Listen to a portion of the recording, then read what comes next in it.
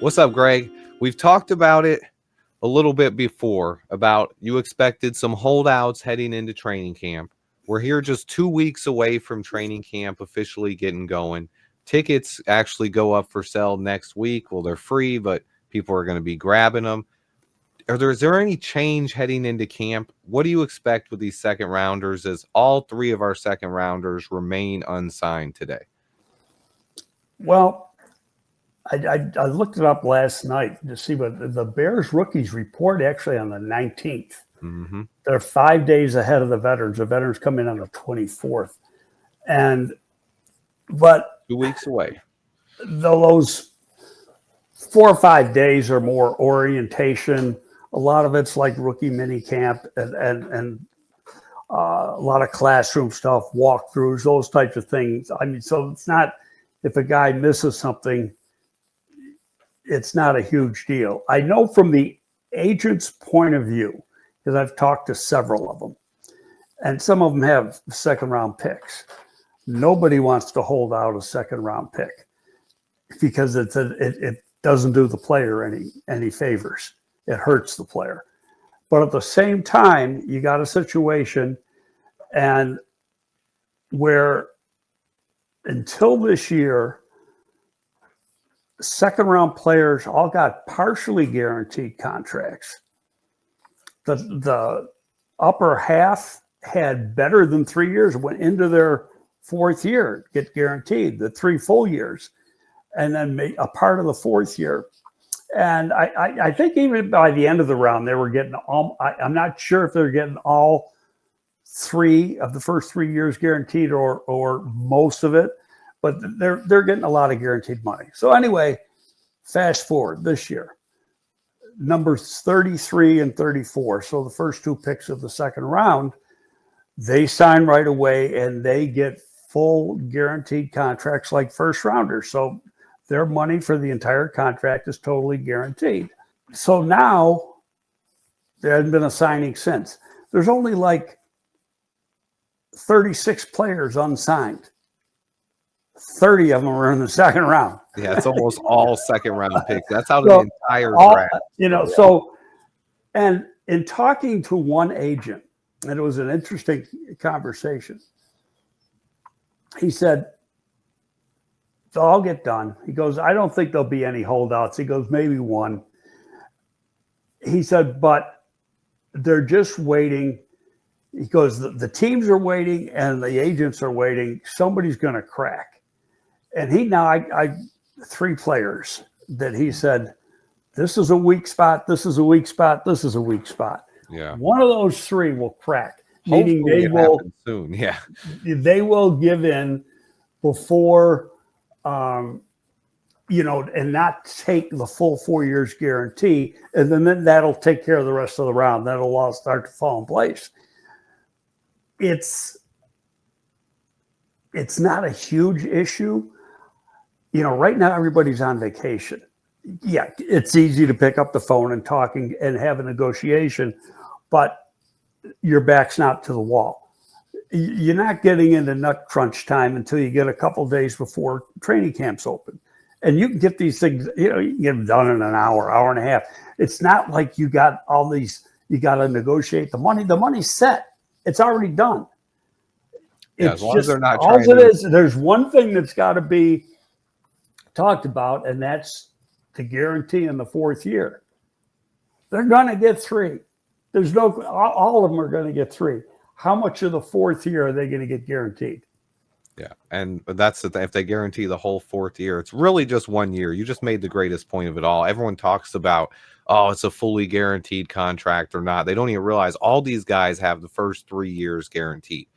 We're just talking about the final year of it, basically, and that's what the first guys, Luther Burden, will probably get fully guaranteed. If I had to guess, I think he gets it. I think the Saints quarterback gets it to pick after him. But then when we get down to Ozzie Trapillo and Shamir Turner. Okay, Schlesinger and Jaden Higgins got fully guaranteed contracts. The next guy up is Nick Amanawari, South Carolina safety. Then Quinshon Judkins, the Browns running back from Ohio State. None of the names that were mentioned to me or teams Yeah. are before Luther Burden. Oh, so they're after. Okay. All the where he says, and this is an agent saying this, not a team rep. Yeah. The soft spots are after Luther Burden. So see, that points, I've been saying that pretty much all along. I think Luther Burden probably ends up getting his contract fully guaranteed. But the biggest point, what I'm hoping for, is we get all three of those guys signed and into camp. I know you said it's not really important if they get there early in camp. I know they report on the 19th, vets come in on the 23rd. So it's only a 4-day difference there. Now I know those 4 days probably not hugely important, but all of these reps are still important for rookies, especially if they want to make an impact their first year. But once you get past those 4 days, they'll really be missing time, and that's when Well, it's especially really with guys like Burden and Loveland, because they got the mental reps during the offseason program. They didn't get any physical reps. And so they need to start getting involved. Loveland's going to be ready to go. You know, that injury, when you talk to orthopedics, and I have, it's at most a 6-month rehab, but a lot of it's, you know, in the last 6 to 7 weeks, it's just getting all the strength back into the joint. Where, you know, when the offseason program was over, and that was June 20th, June 22nd, something like that for the rookie. No, it was a week before that. It's like June 15th, June 16th. He said, I can do everything now. I can run, I can catch passes, I can lift, I'm doing everything. He's just got to get his strength back. Yep. And probably wasn't, he might not have been cleared for contact yet, but you don't really have that in mini camp anyway.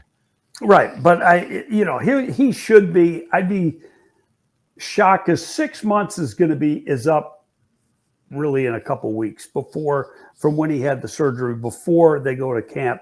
And that's, you know, taking it out as far as you're going to go, because every injury is different. Every kid heals a little differently, but 6 months is the long-term outlook on it. And rarely is that going to be, is that going to happen with a player like him? So I think he'll be good to go. Burden had some soft tissue stuff.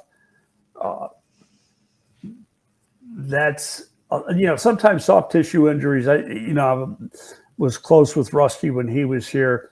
Used to, anytime somebody had a pull, it would piss him off, because he would say they can linger 80% of the time, 90% of the time, it was on the player because their nutrition habits weren't right. Okay, you pull muscles because you don't hydrate right or correctly, and so all of a sudden it's not because you were running too hard and you pulled the muscle. It's because you were running hard, but you didn't have enough liquids in your body to keep everything loose, and you tighten up and you pull a muscle. Oh yeah, interesting aspect there, and that's something it used to happen a lot in Bears camp, and hopefully this year we can have a healthier camp. But even more important, let's get those second rounders into camp and get them ready to go. I expect big things out of Colston Loveland and Luther Burden. Ozzie Trapillo, meanwhile, has a potential battle to be the starting left tackle. Even more reason for him to get in camp as well.